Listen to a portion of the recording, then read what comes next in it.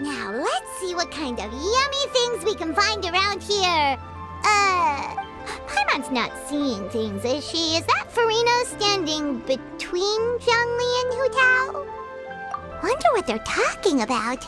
Zhongli knows a lot of stuff. Maybe he's telling Farina about Chaoying Village. Oh, or maybe Hu Tao is trying to rope Farina into being one of her clients. Hey, this isn't the Fortress of Meropide, but Paimon could be convinced for the right price. Let's say, loser buys the winner 3 huge bowls of seafood kanji.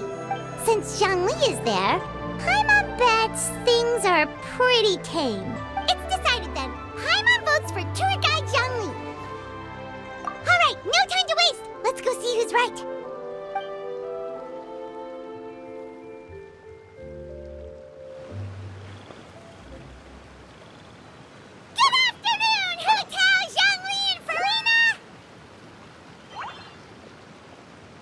Great, now Paimon's shouting too. Oh, well, aren't you a sight for sore eyes? Seems like our luck just keeps on growing. That we were able to meet you both without prior arrangement must mean that this is quite the serendipitous meeting indeed. Huh? Oh, so both of you are acquainted with the Traveler and Paimon then? Looks like someone's learned a thing or two from Zhongli. I must admit, I am a bit surprised to see you here, Traveler. But seeing as you're a hero who's been all over Teyvat, it makes sense that you would be well-traveled and well-connected. Since we have found ourselves in each other's company within this fertile land, allow me to take this opportunity to wish you a happy Lantern Rite. It appears you have been to Fontaine then, given your proclivity to spread good deeds wherever you go. It's no surprise that you would make the acquaintance of a celebrity as illustrious and celebrated as Miss Farina. That's quite high praise. What I mean to say is, you flatter me, Mr. Zhongli. Although I've built up a certain following within Fontaine, it is no reflection of strength or wisdom. I stand before you right now as nothing more than an ordinary traveler in search of beautiful scenery and creative inspiration. There is definitely more to Mr. Zhongli than meets the eye. I could tell as much from our conversation earlier. Given his breadth of knowledge on both academic and worldly matters, there's no way he hasn't heard about what happened in Fontaine. Is he just feigning ignorance for my benefit? No. You're no common tourist. I simply won't have you talk about yourself that way. Huh? Does that mean Hu Tao also knows? You may not have heard, friends, but... Miss Hu Tao. Miss Farina is now one of my esteemed clients. Yep.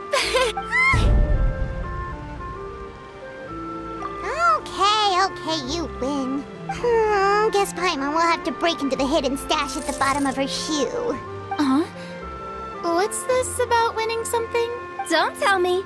You two were placing bets on us. Nuh-uh! We just saw you guys standing on the side of the road and couldn't help but take guesses as to what you were talking about. Oh, I see. That means you, my friend, must have guessed that I was trying to promote my business to Miss Farina. That I do, my friend. What was Paimon's guess then? Paimon thought Zhongli was showing the newbie around. By newbie, you mean me, right? If that's the case, then Paimon's guess was also correct. Oh, that's right. Mr. Zhongli was telling me about some great sightseeing spots in the area. Ha! You see? Paimon was right too! Since both of our guesses were right, there can't be a winner or a loser. Hey, don't be upset, Traveler. How about this? You buy Paimon a bowl, and Paimon will also buy you a bowl. As for the third bowl... Since I was the subject of the bet, perhaps it should go to me? You know, as a congratulations for the huge deal I just struck. I was just joking. Anyway, I should be the one treating you. The funeral parlor is about to bring in quite the sum after all.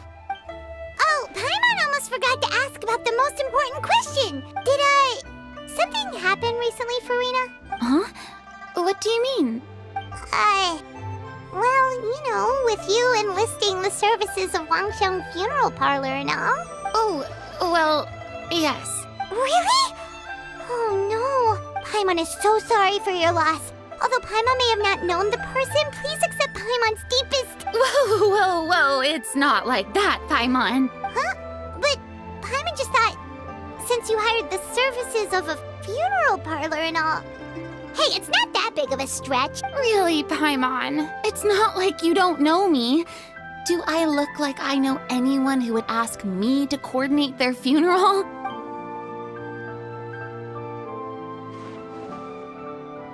Miss Hu Tao is simply helping prepare some props for my film. Not too long ago, I read a collection of horror stories from Liyue. The content was spectacular. In fact, I still feel the need to sleep with the light on even now. Anyway, that's not the point. Now that Fontaine's biggest star has returned to the stage, I figured it's about time the industry enjoyed a breath of fresh air. Hey, that's pretty good. I'll have to remember that for my ad posters. Oh, Paimon sees. That makes a lot of sense. So, did you come to Liyue just to enlist the services of Wangsheng Funeral Parlor? Well, not exactly. My original plan was to just relax and enjoy the sights. But then I ran into Miss Hu Tao and Mr. Zhongli, and well, you know the rest. I suppose it was meant to be. It was a fated meeting indeed. Zhongli sure loves his lofty turns of phrase. But if you ask me, it's all thanks to that man who stopped to ask for directions. Oh? Who was it? It's someone you know. Wanna take a guess? What? How did you guess that on your first try? Very impressive, my friend. Your guessing game is spot on today.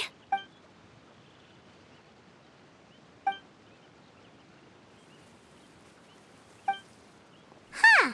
Paimon never thought Neuvillette would be the type to get lost. I'm sure he didn't get lost. Even I was able to find my way to this place without any trouble. He was already getting ready to leave by the time I arrived. He just wanted to ask someone about the quickest way to get back to Fontaine. Yup, that's exactly what he asked. This area is full of mountains and rivers. It's normal to not know the fastest route. So, were you the one that pointed him in the right direction, Hu Tao? Of course. I'm also a guide of sorts, you know. So naturally, I also have a great sense of direction. But speaking of your friend... What about him? He doesn't get out much, does he? No wonder. He was stiff as a board and way too polite. I would have never guessed he was here on vacation if you hadn't told me. All in all, he was only here for half a day. I'm pretty sure he's the only one who would consider that to be a vacation. Oh? This gentleman you speak of must keep a demanding schedule. I'm sure he does. You didn't see him, but he was dressed like he was about to attend some important meeting. It wasn't anything like what someone would wear on vacation.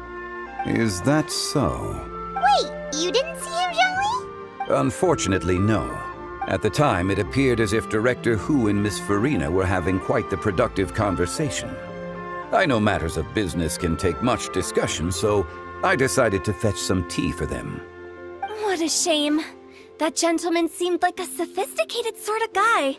I actually think you two would have hit it off. Is that so?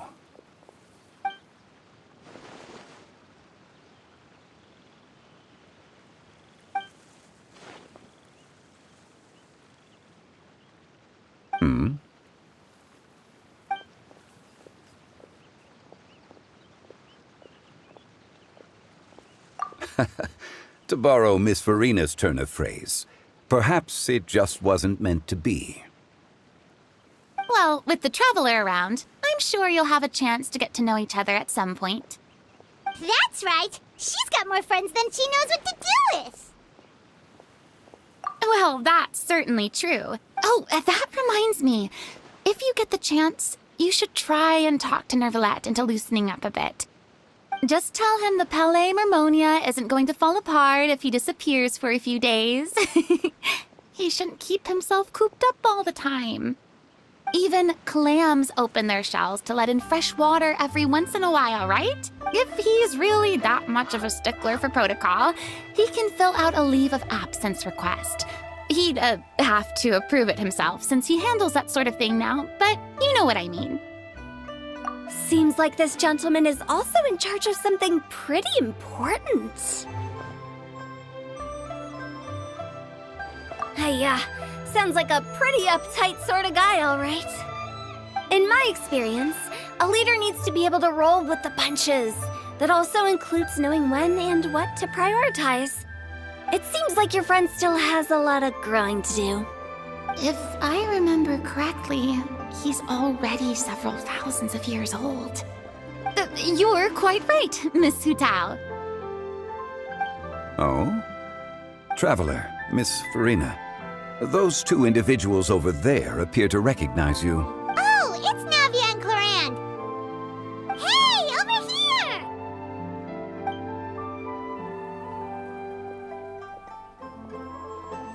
We saw you all chatting over here, and we're wondering if we could join in. Please, excuse the interruption. Oh, so polite. No apologies necessary. Any friend of the Traveler and Miss Farina is a friend of mine. Ah, straight to the point. I like it.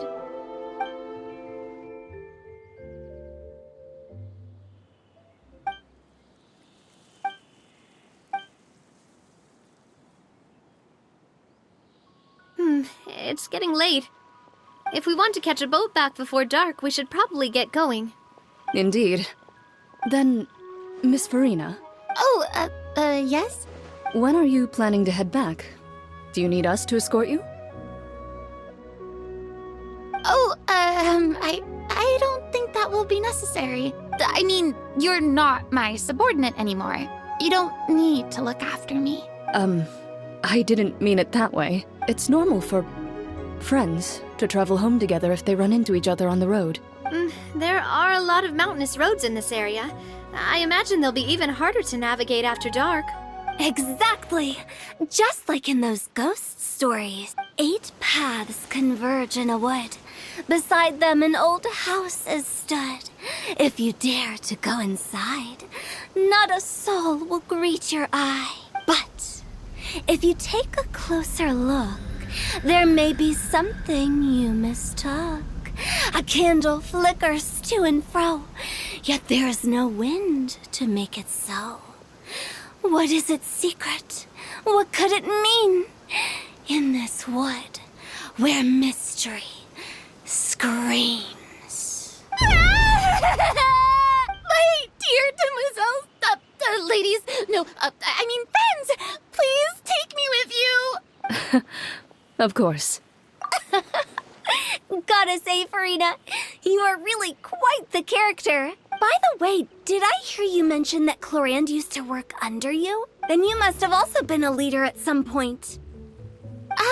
Well, that's, all in the past now. Besides, being a leader is hard. It wasn't the right job for me. I prefer how things are now. I can come and go as I please, and get to enjoy the sweet taste of freedom. I see. Well, you've certainly picked an apt place to relax. Chaoying Village is an exemplary choice. Only the best. And I've learned a lot, too. Thank you so much, Miss Hu Tao and Mr. Zhongli. It's fine. You thanked us more than enough already. The next time you're in this neck of the woods, I'll treat you to some dim sum in the city. Dim sum. Is that some kind of Liyue term for snacks or desserts? They are a part of it. It's basically a table full of as much tea, sweets, and good company as you can manage. Oh, so it's basically a tea party. Sounds great. Make sure to order the winter melon cake and the lotus flower crisp.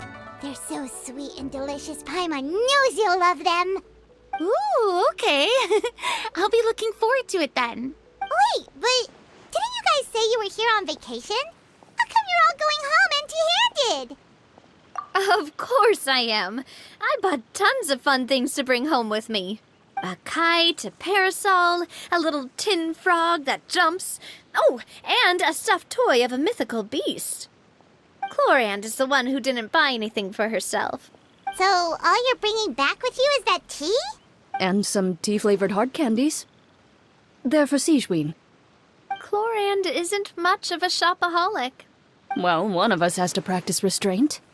Hey, I'm hardly reckless with my Mora. I'll have you know, all the purchases I made today were well within my budget. Me? Oh, well, I bought some tea, of course. I just had to try all the varieties recommended in the Steambird. Other than that, just some bits and bobs, you know. A little bit of this, little bit of that. They should all be things I can use, I think. Now Paimon's even more confused. If you bought that much stuff, where did it all go? Into one of Linny's magic packets? Oh, actually, Monsieur Neuvillette took them with him. Oh, so that's what happened. Wait, what? Why did he take them? He's not hoarding treasure, is he? That's quite the imagination you've got there, Paimon. Monsieur Neuvillette just saw the amount of bags we had and offered to take them back for us. I felt a bit bad at first, but, I really did have a lot of stuff. He even offered to deliver my gifts to the Fortress of Meripede for me once he's done with the day's work. Neuvillette is a man of his word. If he says he can do something, then he means it. See, even Chlorand was happy to take him up on his offer. If even his trusty subordinate agreed, then who was I to refuse? Wow, he seems like a real gentleman. Maybe he's not as uptight as I thought. If only the funeral parlor had an employee as thoughtful, proactive, and responsible as him. Right, Zhongli? Indeed. Look! It's Neuvillette! We lucked out!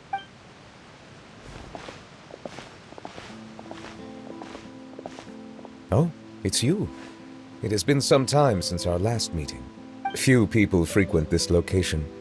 Since I was able to conclude my work early for the day, I thought I might take a walk and avail myself of this area's peace and quiet. You call this early? Do you always work this late, Neuvillette? Strictly speaking, that depends on the agenda for the day. I am hardly bereft of time, however, so working late is of little consequence to me. Really? If you have so much time on your hands, then why did you only go to Chaoying Village for half a day? First, I should clarify that I was referring to my lifespan, rather than the time at my disposal on any given day. Second, I was unaware you possessed knowledge of my trip to Chaoying Village. I see. Thank you for informing me. Yes, they have been safely delivered. I have to hand it to Chlorand. Just a simple gift delivery, and she has the great and mighty Udex at her beck and call. I was just passing through. It was merely an act of convenience. All right. Then I hereby confirm receipt of the goods on behalf of the staff of the Fortress of Meripede. A verbal receipt of confirmation? Is such a formality really necessary for a small matter such as this? Guess not. This quantity of tea, though, seems a little excessive for a gift, don't you think? Before you know it, they'll start accusing me of taking bribes. About that. Much of that is my own excess, I'm afraid. Oh? Why? What happened? It was buy 10 boxes, get half off. Ah, that explains it then. Well, go ahead and leave them to me. I'll get through this stash as fast as I can. You have my thanks. Oh, there's something else I'd like to give to you. This is a stone slate, engraved with a symbolic design. While that is an apt description, it is in actuality a legal codex. A legal codex, huh? Before the advent of modern writing utensils, information was recorded on stone slabs such as this. The law was no different. Okay. Since ancient times, the scales of justice have symbolized the fairness and impartiality of judiciousness. As a tribute to that sentiment, this slate was designed after a traditional legal codex and engraved with a symbol instead of text. During my travels recently, I chanced upon a roadside stall offering tourists the opportunity to try their hand at the ceramic arts, so I decided to have a go. We joked with Clarence some time ago about gifting you a legal codex. So, here you go. Ah, so that's what this is about. I did not expect you to remember it as well. In any case, I hope this can be considered as a reasonable attempt to join in on the banter. It is a very good attempt. I suppose I shouldn't be surprised. Even your sense of humor centers around the law. That's an impressive level of commitment. Well, a gift of this significance deserves to be put on display, and I know just the place. Front and center in the fortress's showroom. Surely there's no need for such a grand gesture. Just kidding. I don't have anything like a showroom. But we do have a storage room. We can put it next to all the mechanical parts Sijuin has collected. That sounds good to me. So that's what you were doing in Chaoying Village. Indeed. Of course, while I was there, I also took the opportunity to taste the local spring water. The aftertaste is much purer than what I have delivered to me in Fontaine. It stands to reason that the long-distance transport has a tendency to imbue the water with extraneous emotion. If you want to experience the true flavor, you simply have to go to the source. Perhaps I should organize some time off to do the same elsewhere. Then we are of the same mind. It appears my desire is justified. If you say so, but you know you don't have to justify a vacation, right? You can just take one. After all, you're hardly bereft of time. You can do whatever you want. You're quite right. I suppose I suffer not from a lack of opportunity, but rather a lack of inspiration. However, after reading a few articles about Liyue's holiday traditions, the idea popped into my head and made itself quite at home. Seeing as I was free of responsibilities for the morning, I decided to depart at once. Refreshing. My spontaneous outing seemed to inspire quite a few other spontaneous decisions as well. Take, for example, my foray into ceramics. At first, soil from the ground is granular and unforgiving, but add the right amount of water, and it becomes soft, moldable, and able to take shape. In the past, I never thought about how quotidian vessels were crafted, but now I have participated in their very making. This is also something I made today.